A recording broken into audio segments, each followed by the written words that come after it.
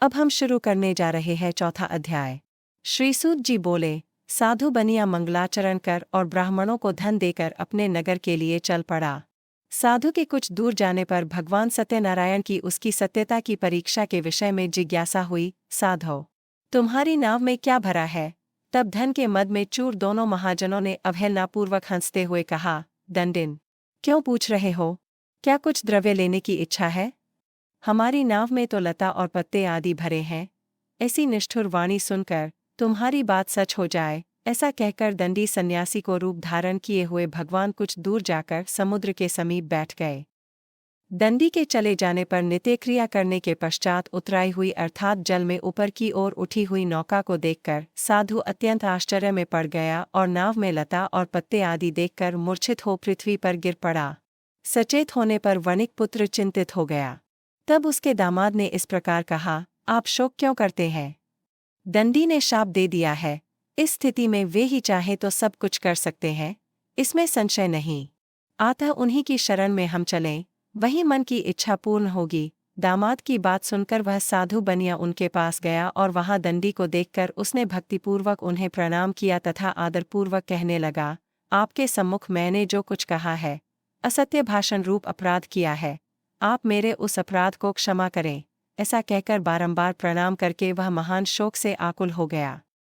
दंडी ने उसे रोता हुआ देखकर कहा, हे मूर्ख, रो मत, मेरी बात सुनो।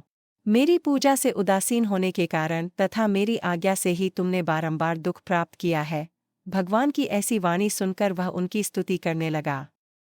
साधु ने कहा, हे प्रभो, यह आश्चर्य की बात है कि आपकी माया से मोहित होने के कारण ब्रह्मा आदि देवता भी आपके गुणों और रूपों को यथावत रूप से नहीं जान पाते। फिर मैं मूर्ख आपकी माया से मोहित होने के कारण कैसे जान सकता हूँ? आप प्रसन्न हो, मैं अपनी धन संपत्ति के अनुसार आपकी पूजा करूँगा। मैं आपकी शरण में आया हूँ। मेरा जो नौका में स्थित पूरा धन था, उसकी तथा मेरी रक्षा करें। उस बनिया की भक्तियुक्त वाणी सुनकर भगवान जनार्दन संतुष्ट हो गए। भगवान हरि उसे अभीष्ट वर प्रदान करके वहीं अंतर्धान हो गए। उसके बाद वह साधु अपनी नौका में चढ़ा और उसे धनधान्य से परिपूर्ण देखकर भगवान सत्यदेव की कृपा से हमारा मनोरथ सफल हो गया, ऐसा कहकर स्वजनों के साथ उसने भगवान की विधिवत पूजा की। भगवान श्री सत्यनारायण की कृपा से वह आनंद से परिपूर्ण हो गया और नाव को प्रयत्नपूर्वक संभालकर उसने अपने देश के लिए प्रस्थान किया। साधु बनिया ने अपने दामाद से कहा, वह देखो मेरी रत्नपुरी नगरी दिखाई दे रही है। इसके बाद उसने अपने धन के रक्षक दूत को अपने आगमन का समाचार देने के लिए अपनी नगरी में भेजा। उसके बाद उस दूत ने नगर में जाकर साधु की भार्या को देख हाथ जोड़कर प्रणाम किया तथा उसके लिए अभीष्ट बात कही। सेठ जी अपने दामाद तथा बंधुवर्गों के साथ बहुत सारे धनधान्य से संपन्न होकर नगर के निकट पधार गए हैं।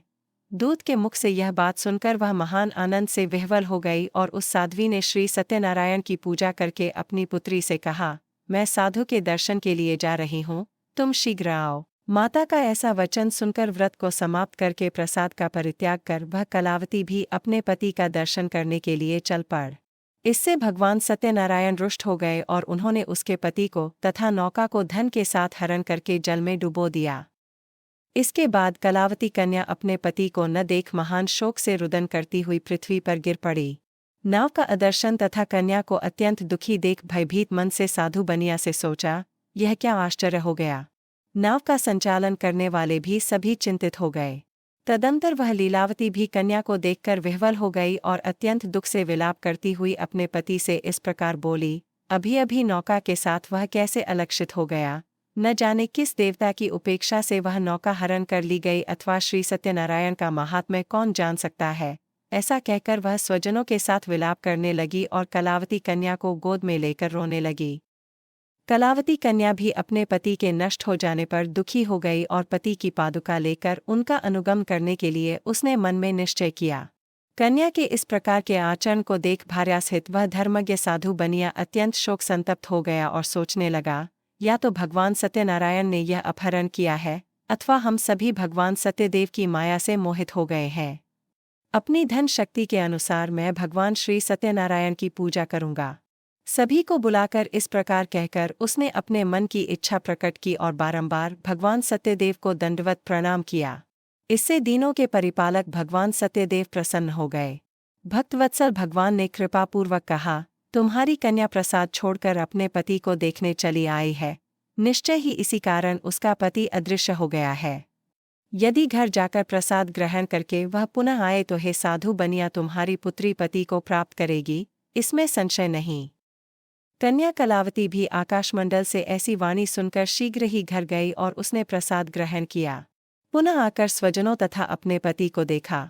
तब कलावती कन्या ने अपने पिता से कहा, अब तो घर चलें, विलंब क्यों कर रहे हैं। कन्या की वह बात सुनकर वणिक पुत्र संतुष्ट हो गया और विधि विधान से भगवान सत्यनारायण का पूजन करके धन तथा बंधुबांधवों के साथ अपने घर गया। तदंतर पूर्णिमा तथा संक्रांति पर्वों पर भगवान सत्यनारायण का पूजन करते हुए इस लोक में सुख भोग कर अंत में वह सत्यपुर बैकुंठ लोक में चला गया। इस तरह से हमारा ये अध्याय समाप्त होता है।